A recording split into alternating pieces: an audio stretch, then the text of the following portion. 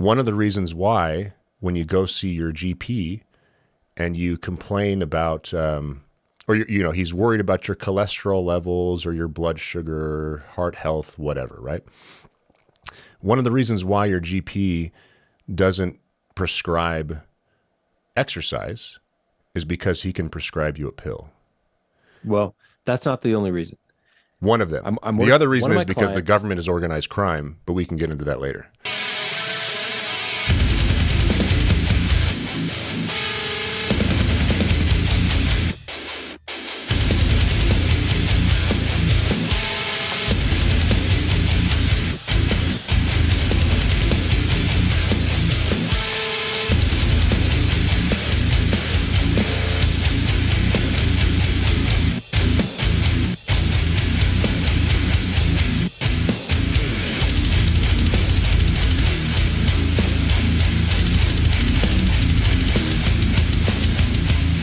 Our guest today is Dr. David Puder.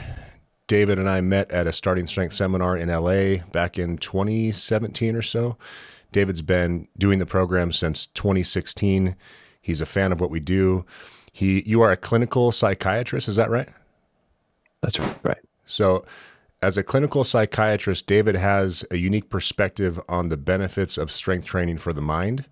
And so I wanted to have David on the podcast today to tell us what he knows. And David, if you don't mind bearing with me, I've got a bit of a preamble to share with you. So I think that we're in bad shape, collectively, in terms of the psychological health of, I don't know about the world, but I can tell you for sure in the anecdotes that I observe through friends, family, through people I interact with on the internet, through the data that I observe, it seems like we've got a serious problem here. I've got a hypothesis to share, and I'm curious what your perspective is on this, kind of to set the stage and define the problem. So, psychological issues are not new to the 21st century, but I certainly feel like they've been exacerbated by technology. So for one, this damn thing is the thief of joy, as far as I'm concerned. I don't think, when I worked at BlackBerry, we had our slogan was always on, always connected. And we thought that was a benefit, right? And I don't think the human mind evolved to handle the constant stream of stress. And especially for people like me, like type A people who always want to do their best and be on top of everything, to have everybody I know able to contact me at any time and to have this device buzz in my pocket and alert me of that. And I've changed that, but this is the status quo. And then steal my attention away from the thing that I'm working on, and then feed in potentially, if this is a social media notification, feed in potentially the anxiety associated with wanting to make sure that you are not ostracized or embarrassed by your social group, the FOMO effect, all the things that our minds have evolved to pay attention to in a social setting is now on all the time for everybody who has a smartphone. So I see that as a major issue when it comes to having peace of mind and a settled mind and being in the moment, which is the opposite of being anxious. And the second thing that I see as a major contributor to this is actually part of the smartphone effect, which is all of the, I hate to overuse the word, but all the trauma that has been inflicted upon society over the past couple of years by the government and by social media and by the media companies, using our addiction to this, knowing that the way that we observe the world, the way that we come to understand the world is via this screen. And then essentially putting us through some sort of a cruel torture via the experiment that's been run on us. So I can elaborate on that if needed, but I wanted to just start by saying that I think this is a serious problem. I would love to get your perspective on the problem in general. I, of course, would love to get your perspective on how strength training can help to solve the problem. I've got my view on it too. And but before we get into all the details, what do you think about that point of view? Am I missing something here? What's your perspective on it? So what I wanted to share was an article that I had written for my website, psychiatrypodcast.com, in which I talk about this one study that looked at how much well-being drops the more hours of digital media per day. And so you can see, like, after about 2 hours, which, like, if we're going to be honest with ourselves, how many of us, like, 2 hours is pretty minimal. But somewhere around after 2 hours, there's a precipitous drop in mental well-being. And once again, this is here, hours of electronic device use and percentage with suicidal risk factors. And after around 2 hours, there's an increase. And after 4 hours, a sharp increase. And so that study and one other study in particular, which showed that as people increase their screen time, what also decreases is doing things, exercise, normal things like interacting with real people decreases. So yeah, support your sort of hypothesis with some data there. I would say it's not only that people are just on their screens all the time, it's also what they're not doing now that they're on their screens all the time.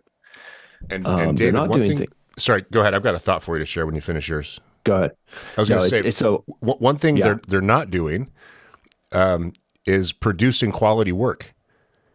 Because in 2022, no matter what industry you participate in, that there's a decline in quality. That people care less.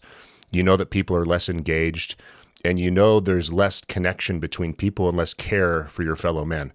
This is all anecdotal from my point of view, but I interact with a lot of people, and I trust what I see with my own eyes. That's deeply concerning to me. They've done these studies on what people actually are doing on social media. Is it actually social? And 95% of it is completely unsocial. And so only 5% of the time are they interacting with other human beings, friends.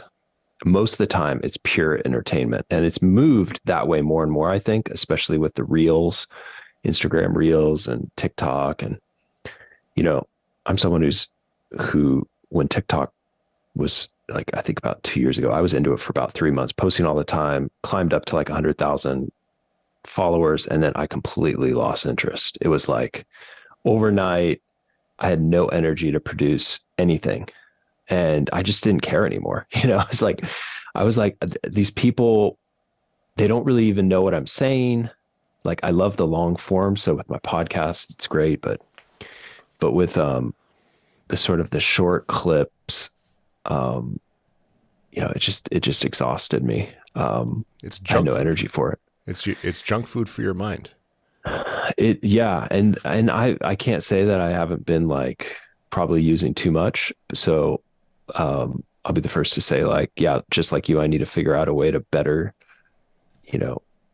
rest my mind, and not just listen to constant noise. Yep.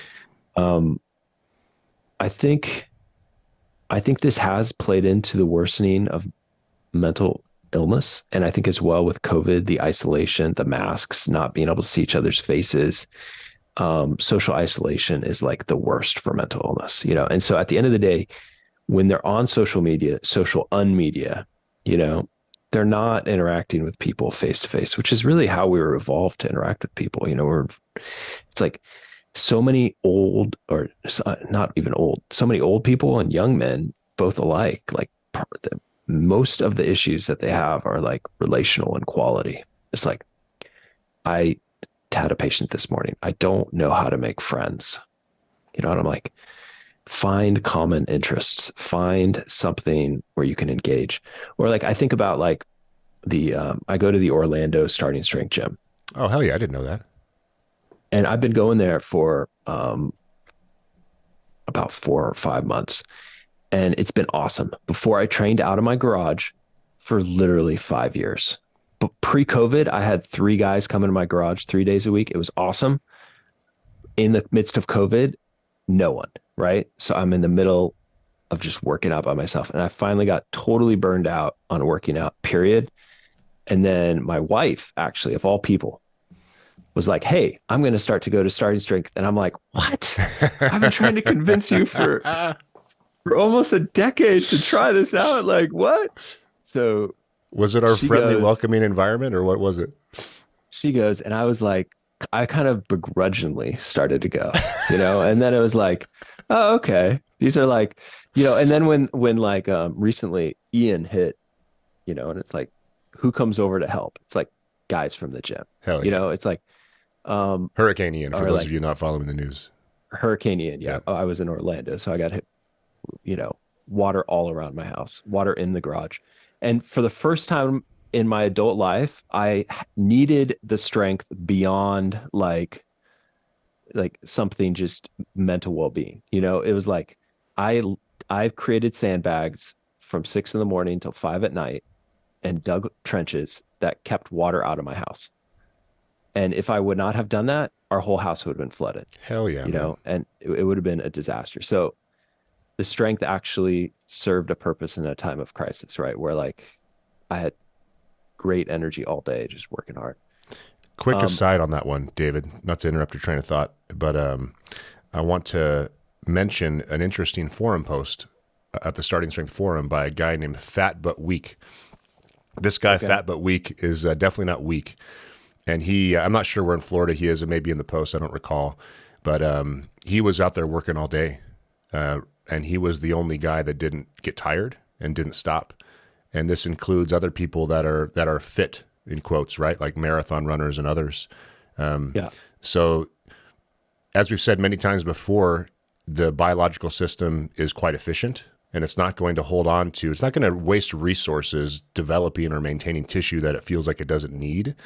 So it will fall to the lowest common denominator of the stress that you expose it to. And if the stress you expose it to is sitting in a chair and playing with your phone and not much more than that throughout the day or the week, when the time comes for you to fight back against a disease or get your shit together and start filling some sandbags and saving your house, then Yep. you'll be in trouble. But if you go through the process of providing your physical body with more stress than it might need for its day to day, you'll be better prepared for when you face a more physically stressful situation. Yep. Okay. Here's I want to come back to this thought that I had though. Okay. Sure. Yep. So if the problem of social media is it's unsocial media. You're not interacting with real human beings. The, the, what are you not doing by spending all this time binging on Netflix, watching your social medias, blah, blah, blah? You're not spending time with other human beings. And so when I went from working out in my garage by myself, which I like had completely lost energy for, and I had like an online coach and everything, and I went to an in-person gym, all of a sudden I had energy to now work out again and progress. And the environment of the Orlando Starting Strength Gym, it's like you won't meet better people. Like the type of people that want this sort of thing are like the best type of people. The people who will come to your house and help you sandbag, and help you, clean out your garage the following day.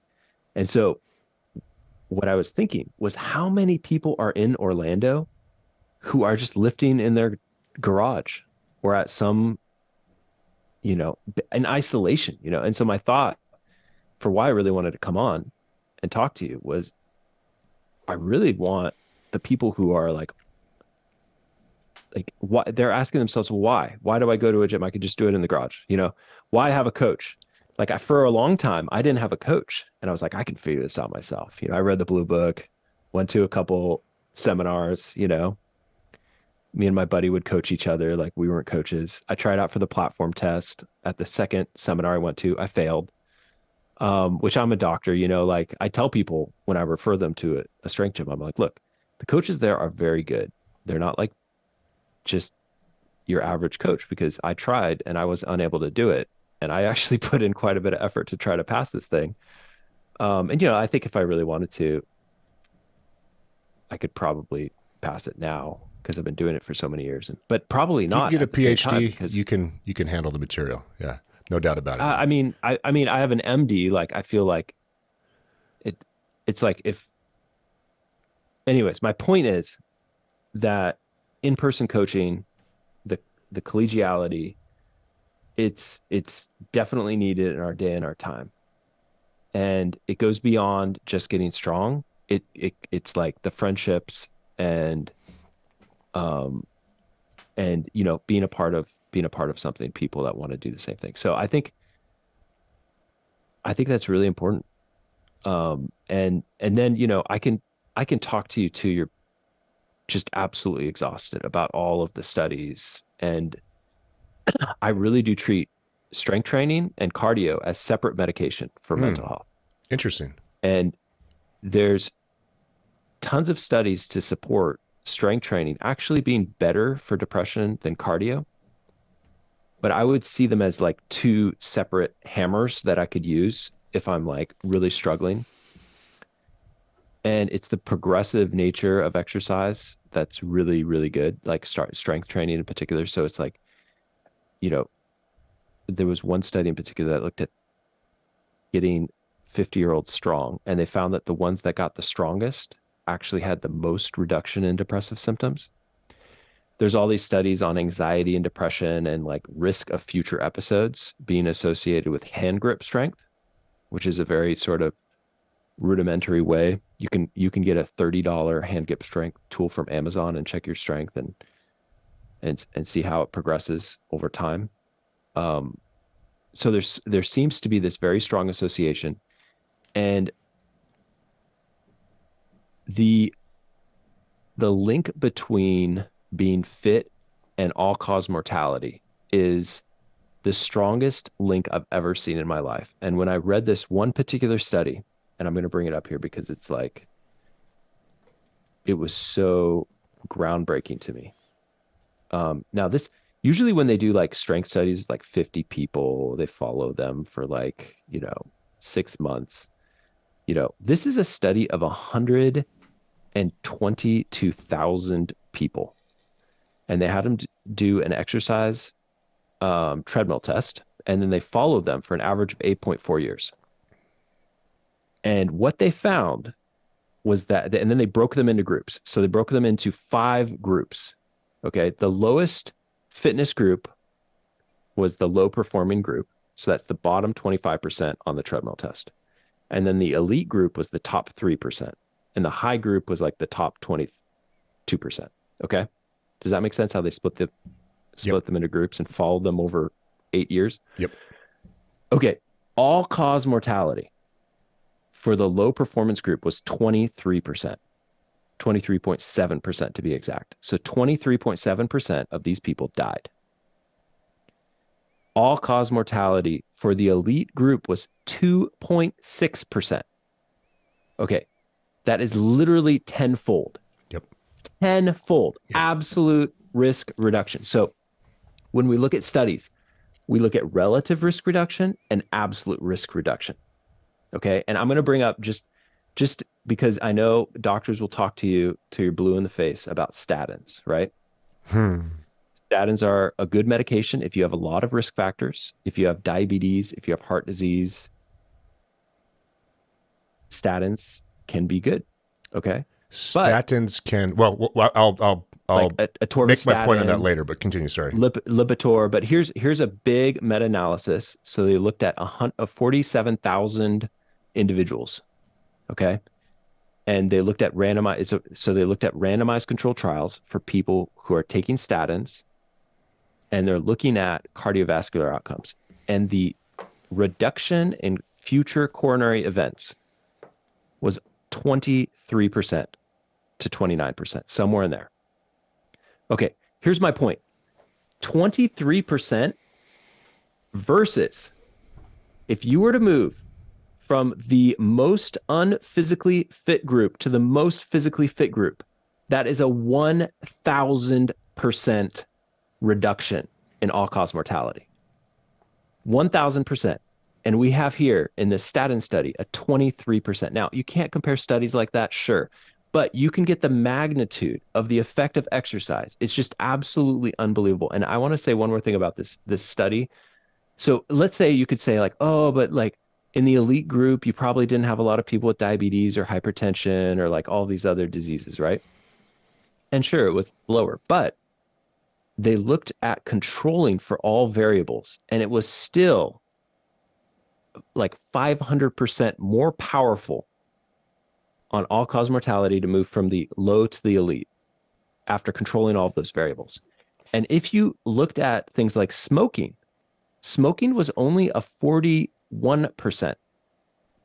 So here you have, after controlling all variables in the low to elite, once again, this is a hazard ratio. So it's like, think about it as like 500% less likely of dying.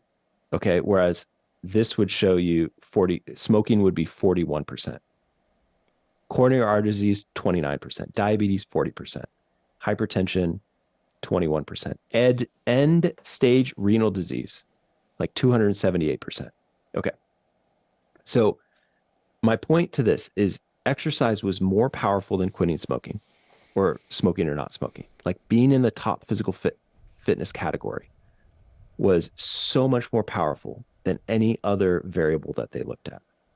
And yet, as doctors, like it's not like I'm standing, it's not like you hear from a lot of cardiologists. I mean, maybe a couple I've heard, but like I don't hear this from a lot of cardiologists. Like, look, if you exercise, you could reduce your risk of dying by not 100%, but 1,000% if you are literally immobile. And I have a lot of patients who like literally, like I look at how many steps per day have them pull out their phone, pull out their health app, because people always keep their phone on them. We can look at their steps, and a very cachectic, unmoving person, it's like 1,000 to 2,000 steps a day. What does cachectic mean?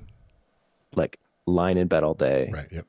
Binging on shows all day, yep. Like barely moving, like barely, like just bathroom, kitchen, bathroom, bed, like staying in bed.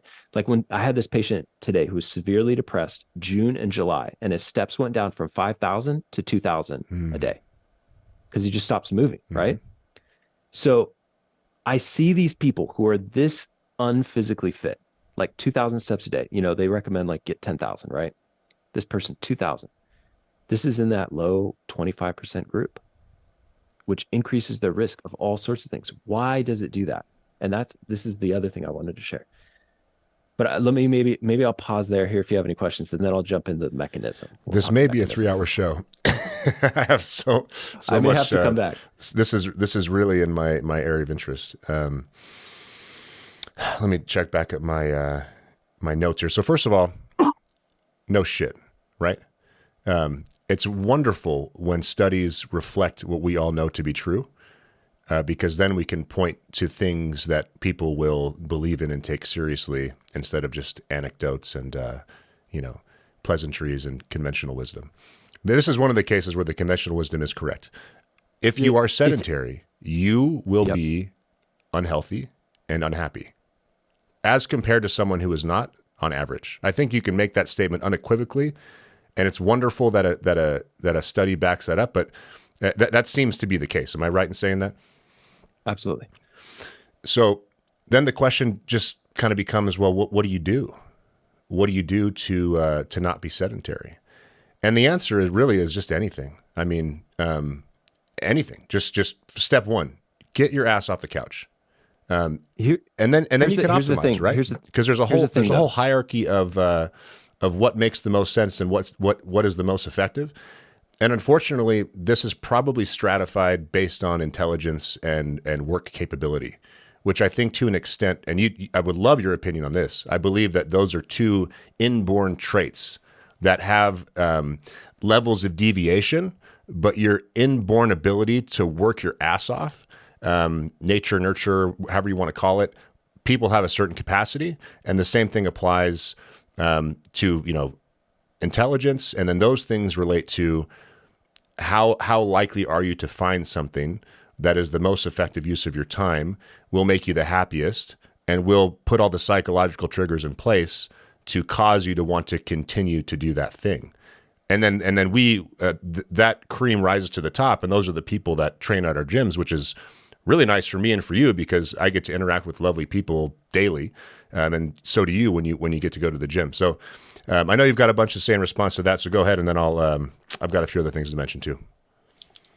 Okay. So if I'm dealing with someone who is a very driven, high conscientious person, I can tell them work out 3 times a day or 3 times a week. I would not 3 times a day. Work out 3 times a week. Let's start, what are they interested in doing? Okay, running. Okay, let's set your heart rate for this goal, 135 to 145 based on your age group. Get out there 20 minutes. And this patient today executed on that and it worked. She's out of depression.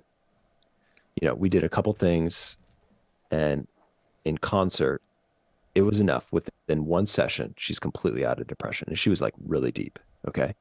There are those people, they are rare. The average person is more seems to have a harder time executing on a plan in isolation. And with the proper team, a team acting as an environment, sometimes you don't have the energy to change yourself in isolation, but you may have the energy to change your environment. And that change of the environment can lead to long-term change. So with that type of person who I know, like if they go and try to do this themselves, they will not be able to accomplish what they want. They need either a personal trainer, they need a group that they can go to, collegiality, they need something that they can do, which is why I think like a lot of these gyms have been very successful, like Orange Theory and CrossFit and all of these things that keep people in a tight unit, working together, working towards goals. And I think it's really helpful. But I would say it's a rarity to find someone who has been able to execute a plan by themselves. And I could go back to my rowing days when I rowed in college. My senior year, my coach thought my technique sucked. So he said, go teach yourself how to row. So he put me in a one-person boat. So I went from practice of 3 8s next to each other, which was highly competitive, to just in a one-person boat. And it was so psychologically hard, much more hard than being in a grueling practice with 20 guys because I was all by myself. Right. And I did that like almost all year, just 2 hours a day, 6 days a week, all by myself, and that is actually very hard to do. Yeah, I think you're right. There's some interesting psychological tendencies that we have that I've certainly noticed in myself, and I know is true in others, that relates to this whole paradigm. So, for one, I know personally, I view my life, my kind of personality as working in service of others. That's the thing that gets me out of bed. That makes me excited. That makes me happy. When I can work hard to make somebody else's day or to provide somebody else with value. What that means, though, every trait has an upside and a downside. So that's a good thing on its own. But the downside of that is it means that in isolation, just like you practicing for rowing, I may be less motivated to do something for myself than I would be for others. And that actually is one reason why I have a coach. I also have a coach because I'm a total knucklehead and I cannot program for myself. I can program for others. I just can't do it for myself for whatever reason. I always go too hard. So the nice thing about having a coach is you don't want to let down your coach. I'm very unlikely to miss a training session. Sometimes it has to happen, but I can tell you that I'm even less likely to miss a training session because I know that I don't want to message my coach, Will Morris, and let him know that, hey, I just couldn't get it done this week. I didn't have time. I mismanaged my schedule, whatever. So there's that effect. And then there's the effect of the social pressure, positive social pressure. When you show up to that training session, what session are you in, by the way, David? What time slot? 5:30 in the morning. Yeah, you're one of these freaking maniacs. Yeah. 5:30 in the morning. It's like, what time does not keep me from parenting, keep me from working? Sure. Right? No, it makes perfect sense. It's logical. I don't have, I'm not a morning person. Let's put it that way. And I've read some recent studies that have justified me not being a morning person, which has been satisfying to understand. It's always good to be smart enough to read enough studies that support you. Yeah, I can justify any position that I want to take. So you're one of these guys that wakes up at 5:30 in the morning. And if there's just a missing person in the session, that changes the social dynamic, and you'll probably hear from others in the class, and even negative side effects aside, you are motivated to go see these people. You want to spend time with them. It feels good to be around people that are invested in your success and that are going to high five you when you set a squat PR. So I think those are some, from my point of view, psychological, I guess, traits or whatever the word you might use is that influence how this all comes together and why the gyms end up being such an important place for community. It's like doing something hard with other people, men, largely men in my group, but there's women that a lot of women actually at the gym as well. But doing something hard together and having real conversations, you know, I think over time that's how friendships are formed. It's like you have to like interact with someone about 30 times to consider someone a friend. But I think when you have common interests and you suffer, it kind of does a faster, better job, you know? I totally agree. Yeah. And in fact, I just listened to an excellent podcast with a really sharp thinker in the world of submission grappling. His name's John Donaher. He was on the Lex Friedman podcast. And he was talking about soldiers that when they come back from service, how it's so difficult for them to reintegrate into normal life, and how the jiu-jitsu studio provides them with some semblance of what they're used to, with the camaraderie, with the shared suffering, with simulated death by being strangled by your opponent, this sort of thing. And that is a beautiful thing, and that's one of the things that's attracted me to martial arts my entire life. Just that it's a psychological release to have your ego smashed, to be completely fatigued physically, and to truly have a pecking order in the gym of, no bullshit, no fluffing up your own your own capability in your mind. Where do you stand against the people sitting next to you? And it's not nearly as extreme at a starting strength gym. What we do is hard, but it's definitely not preparing for a fight. But for a lot of people, this is the closest thing that they've ever experienced to that. And I feel like the safer society has gotten, and the more we've advanced, in quotes, the further we've gotten away from our physical reality, which I know is something that Mark Ripito, of all people, is acutely tuned into. I mean, it's one of the first lines in the Blue Book. And one of the main things I want to do in this particular episode, and just in my career in general, is to help get people reconnected with their physical existence. And what you're saying is that when you do that, you will be happier and you'll live longer. Yeah. Which is fascinating. You'll be happier and you'll live longer, and the years that you live, you'll be more mentally sharp, right? I think when you're young in your 30s, you're not thinking like, oh, dementia is a reality that a lot of people face. It's like, I'm going to work hard till I'm 65, I'm going to retire, or 70, and then I'm going to go explore the world. It's like, or you retire at 65 and then you have so many health complications that it's like you can't leave your town, because you're constantly seeing doctors. So I don't know. It's like longevity, but it's also the quality of life in the midst of the longevity that I think people want. Yep. I don't think people are really thinking about it beyond their. It's like not a lot of people think about what they're going to be like 20 years from now. I don't know if that really even motivates me in particular. Right. But I think it's like, it's a good investment in that future. Yep. Yep. Nonetheless. And back to the prior point about different personality types and inborn traits, you have to have the foresight and the ability to plan for the future, to want to make investments. A lot of people live paycheck to paycheck, day to day, some by no fault of their own, but others because, I guess in both cases, it's no fault of their own, whether it's the circumstance they find themselves in, even though they have more capability, or because they just don't have the capability, which is awfully sad. And so what do people do, David? I mean, I want to give some people some actionable advice, and there are several people listening to this that are not happy, and maybe strength training, maybe not.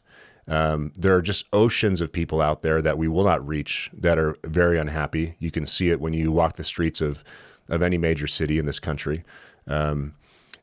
what do people do? What is your advice if someone is listening to us speak and they're like, you know what, I want to get my shit together. I've been in a rut. I'm unhappy. Things could be better. That's a very difficult question to answer, but I'm just curious if you have some general thoughts on where someone could get started. Well, it's I kind of think about what is the easiest win for someone. So for example, let's say you weigh 300 pounds and you're strong, but you have obstructive sleep apnea. And it's like, okay, what's the easiest win for that person going to be? Well, it's probably either use their CPAP or get that dental prosthesis thing that changes your jaw at night so you don't have sleep apnea. Like, okay, that could be the easy win. Or let's say let's say they've struggled with depression, they're lifting. That's like the one thing that keeps them sane, 50% sane, but they've never done psychotherapy. It's like, okay, find a good psychotherapist. I've had a number of people from the strength community that have reached out that I've seen for a year or 2 years, and it's like, it's made all the difference. Just interpersonally, how they look at themselves, how they look at their wives, how they parent. I would say psychotherapy is with a good therapist, and I would define a good therapist as someone who can deeply understand you, has good empathy, is wise, and who friends and family would want to refer to as well. It's kind of like it could be hard to find the right therapist, but to pay for good therapy, I think is very valuable. People will pay for a $40,000 car.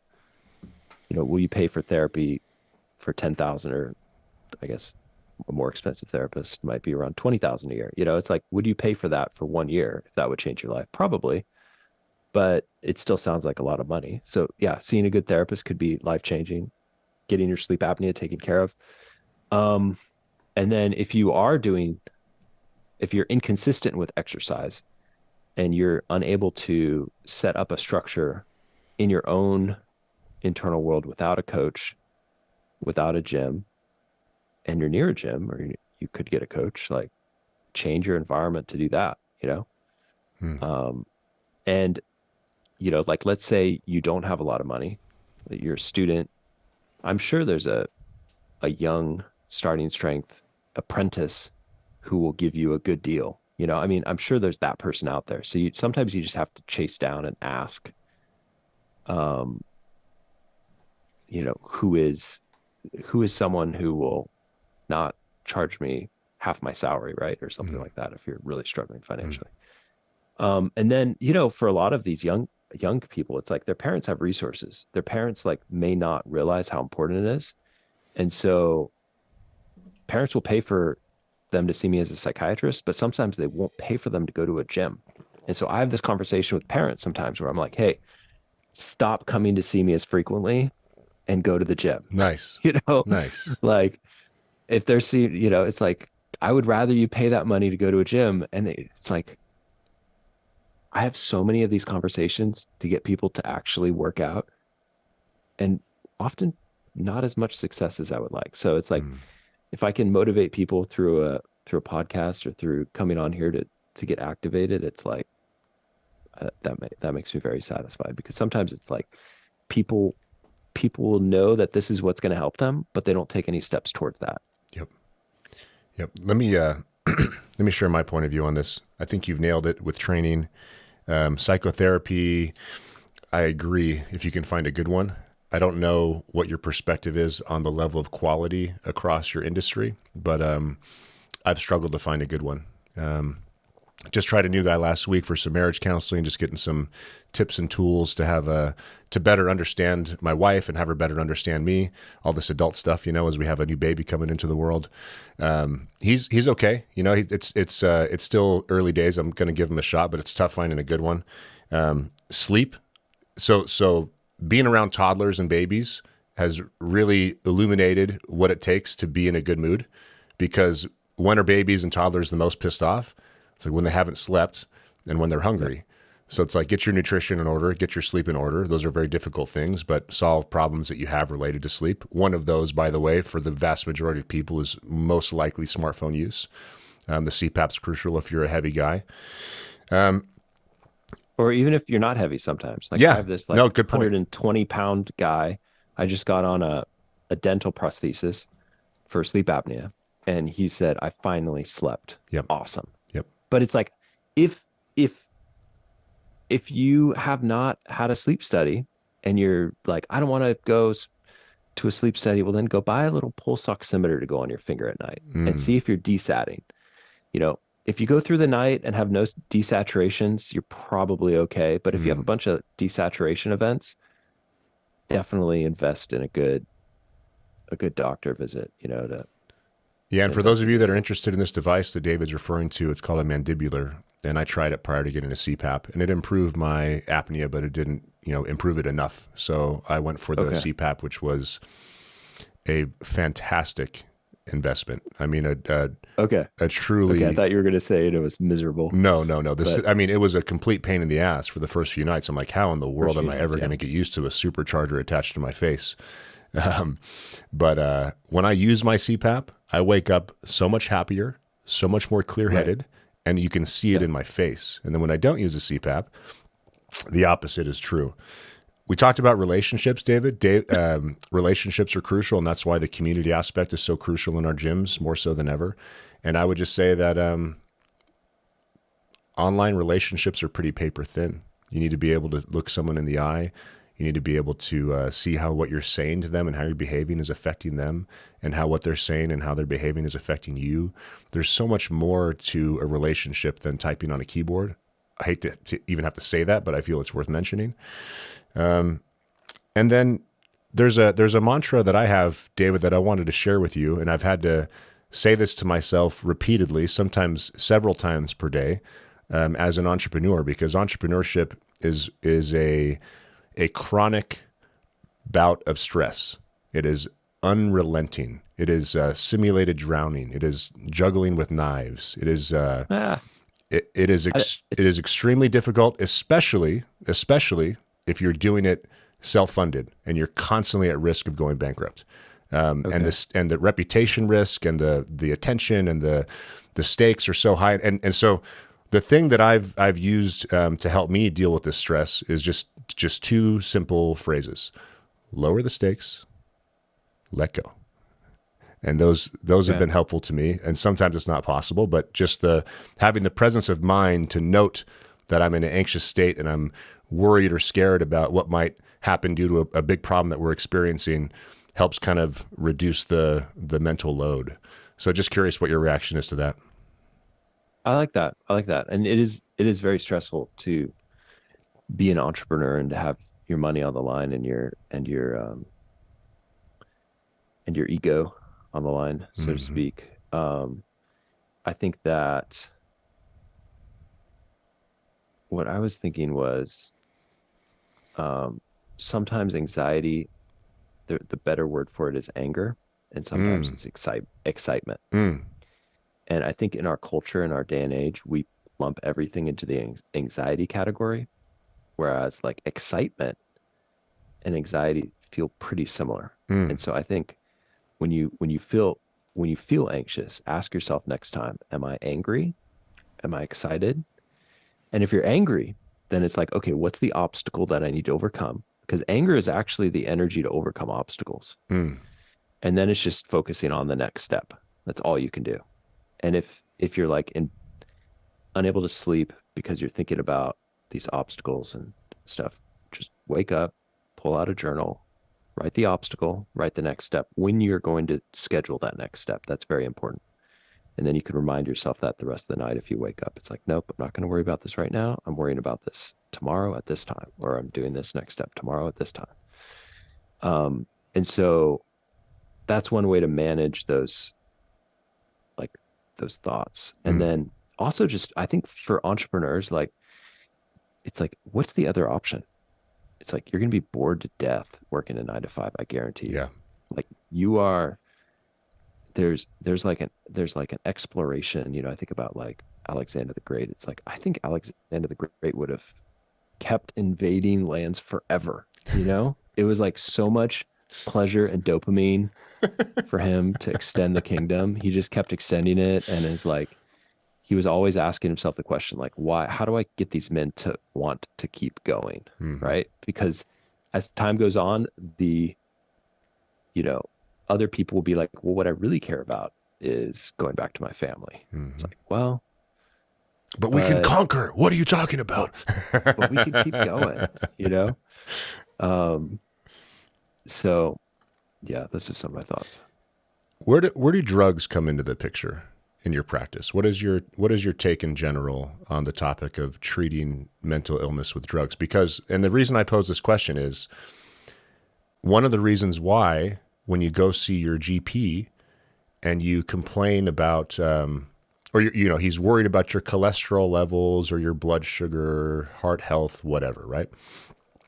One of the reasons why your GP doesn't prescribe exercise is because he can prescribe you a pill. Well, that's not the only reason. One of them. I'm The work other one reason of is my because the clients government is organized crime, but we can get into that later. one of my clients is a cardiologist, and he's a very good cardiologist.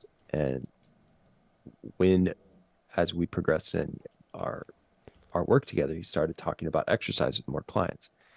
And one thing he's noticed is the amount of shame that comes up with the average person's experience when you start talking to them about exercise and diet and weight loss is so large. Interesting. Um, and so I think that one of the reasons why doctors don't talk about it more is because of the pushback we get, like from clients. And it only takes like 10% of your clients to revolt for you to go like, I don't ever want to have this conversation again. And so then I start noticing myself just talking about like, oh, just get more steps, where in my mind, I'm like, no, like to really get a big dose response, you need to be all in. You need to like, you need to do strength training. You need to do some cardio. It's like you need to hit all these levers and hit them hard if you want this to actually be a dose response. And you're going to need a coach. Um, so where do medications fit in? If someone is truly schizophrenic or bipolar, and I say true bipolar because a lot of people are loosely diagnosed bipolar, I think they're going to need meds the rest of their life. If, and schizophrenia, paranoid, hearing voices, people chasing them, not touch with reality, and insight is actually very low in true schizophrenia. True bipolar, up for weeks straight, unable to sleep, on a special mission, go, go, go, go. You know, in the middle of the night, what are they doing? Grandiose, goal directed activities, right? They're not just watching TV or walking around cleaning. So that's true. That's true mania. And grandiose is in like they see themselves as way different than they normally do. That's true bipolar. Okay, if someone's depressed, there's many different treatments for depression. Medications will work one third of the time. Um, I don't have any issue prescribing them. I don't want people to be on them for the rest of their life, like like SSRIs and SNRIs, like Zoloft or Prozac or stuff like this. It's a solution until they can fix some of the lifestyle stuff. So every one of my clients, if they're on these, they often come in on these meds, right? I may increase them, get them out of depression, get them out of the panic attacks, right? That's my goal. And then once they're out of depression, or once they've gotten some dose response, but not a complete response, we have to add in the lifestyle stuff. We have to change our diet. We have to change our exercise. We have to change our sleep. Um, and then once they're not depressed for like 6 months, I want to slowly get them off their medication. And a lot of my patients are on medications which cause cognitive doling. They're not themselves because of their medications. If you're on like a benzodiazepine like Xanax, Klonopin, like you you are going to be not as sharp as you were off these meds. It's just like alcohol. Like if someone's drinking 4 to 5 drinks a day, you're not going to be as sharp as you would be otherwise.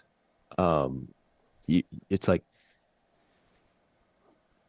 joy in moderation, right? It's the key. And if you're depressed or really like mentally ill, you may need to completely stop alcohol for a season just to kind of let your brain reboot, let yourself kind of get back on your feet. And that may be more important than medications, honestly. Mm. So yeah, medications in moderation. And the other thing was like testosterone. I saw one of your episodes lately on like testosterone. It's like, Mm. and Rip used to call me and like, Dr. Puder, why aren't you prescribing testosterone to all your patients? It's like, It's well, a some of good them need question, man. psychotherapy, and that's what I It's, enjoy. it's a fantastic Um, question. it's like I prescribe I'll tell you who I enjoy prescribing testosterone to. It's like women in their 70s who are sarcopenic, or men in their 70s who are severely sarcopenic. Hmm. Like those are the only patients that I prescribed at this time. Now, Mm. I'm not saying that a young person like yourself or myself wouldn't benefit at times, and that's another conversation. But just to kind of like, when is it the biggest win? It's when you have someone with sarcopenia, like low muscle mass, super low muscle mass, who is older, and female or male. Both of those, I think it's a potential win. Hmm. And there's some good studies to support that. Low risk, extraordinarily high reward. That's right. I have several buddies on testosterone. I'm on testosterone, as you know, and I can tell you that the physical effects are great. It's nice to have a little less body fat, a little more muscle. I'm not going to take a drug and run an experiment on myself just for that purpose. That's a little vain. Although you can argue that there are health benefits to that, and there certainly are. All the downsides are not known because it's a complex system, and there are side effects of testosterone. Speaking of sleep apnea, your neck grows, hemoglobin and hematocrit go up. There's debate about whether or not that matters. There are downsides, but I can say that one of the best things I've ever done for my mental health is get on testosterone. And I was at a total testosterone of 289 nanograms per deciliter at age 32, I think. Don't know if that's a result of my lifestyle, chronic stress, Crohn's disease, whatever. Who knows? You're never going to find the cause. But yeah, I think RIP promoting testosterone for its psychological benefits for those that need it. I definitely agree with Steph, RIP's partner, on this, which is be very careful when you're messing with drugs, especially if it's potentially a drug you'll have to take for the rest of your life. Don't take that decision lightly. But if you have a genuine problem to solve, it's worth looking into. And I'd be very, very curious to know, if you end up dabbling with your patients, what kind of outcomes you see. And in fact, if you're a betting man, I'd be happy to place a large wager. Mm, okay. Well, yeah, it's like, what do you treat first is always my question, For right? sure. Yeah. It's like, if someone comes in with super low testosterone and I do measure it, then it's like one thing. But it's like, if they're not even lifting, if they're not even exercising, if they're obese, and that testosterone is going to just convert to estrogen, maybe, Yeah. there's so many things. So Yep. it's like, what do you treat first? What is the next step? What is the biggest win? These are questions I ask myself all the time. Yeah. And like, I have this one client who's like 500 pounds. It's like the biggest win for him is a GLP-1 medication, which is like Ozempic, which decreases your appetite. And the studies show in about 1 year, the weight loss is 20%. Now, I think, you know, there's a lot of guys in starting strength who are overweight, and maybe unnecessarily, and maybe would benefit from some good treatment of that. And Or it just would eating like less be shit, really. A lot of guys use strength training as an excuse to eat whatever they want. They're like, oh, it's the gains. I'm going to gain muscle. I can eat these big right. meals. I can eat like I did on my NLP, which is a mistake, and it's not healthy to be significant. To have 30% body fat as a guy, even if you're squatting 400, 500 pounds, is probably not good for your health. You at some point you want to go through a phase of weight loss, and I think that's um, maybe my opinion, and my thought is like, that's important for longevity. It's important for long-term cognitive function. It's like full optimization of your metabolic function is what I'm Yes, after. agreed. And being overweight, if your waist is like 46 inches or something like that, it's like, yeah, what can we do? And I wouldn't, the first phase would be getting strong. Mm. Like, if someone was not strong or not exercising at all, like, that would be for me, like, number one. But at some point, doing a season of 6 months or a year of like, let's cut off all the fat. Yep. Yep. Yeah, I think Hey, can we? being strong and on the leaner side is much better than being strong and significantly obese. Sorry. Are you having to go, doctor? Am I cutting into your next appointment? Yeah, I got to head out for the family more than anything else. Right But on. we could do part two another time. I'd be down to Look at that, schedule man. another Clear one. priorities, clear boundaries. You practice what you preach. I really enjoyed this conversation. I've got a page full of notes, so we may need to do a second one here. I love the fact that you're prescribing strength training to your patients. I think that's powerful. I think that's positive. I hope other people listen to this podcast, take note of those studies, do the same thing that are in your field. And I'll let you just mention anything you want to mention that we didn't have a chance to cover so far. But just to the audience, if you have any questions for Dr. Puder, just hit us in the YouTube comments, hit us on the forum. We have great people that are involved in this community that have really valuable skill sets. And in this case, it's how to optimize your mind to live a fulfilled and happy life. And that's what is more important than that, right? That's kind of why we're all here. That's kind of the point of strength training. So I'd like us to leverage Dr. Puder's expertise. And if you have questions for him, feel free to ask them, and we'd be happy to invite him back on the show to have round two. So let us know.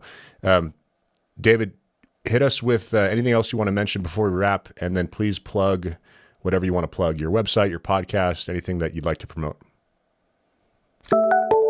Yeah. So we didn't get to it, but next time, maybe this will be like a teaser, okay?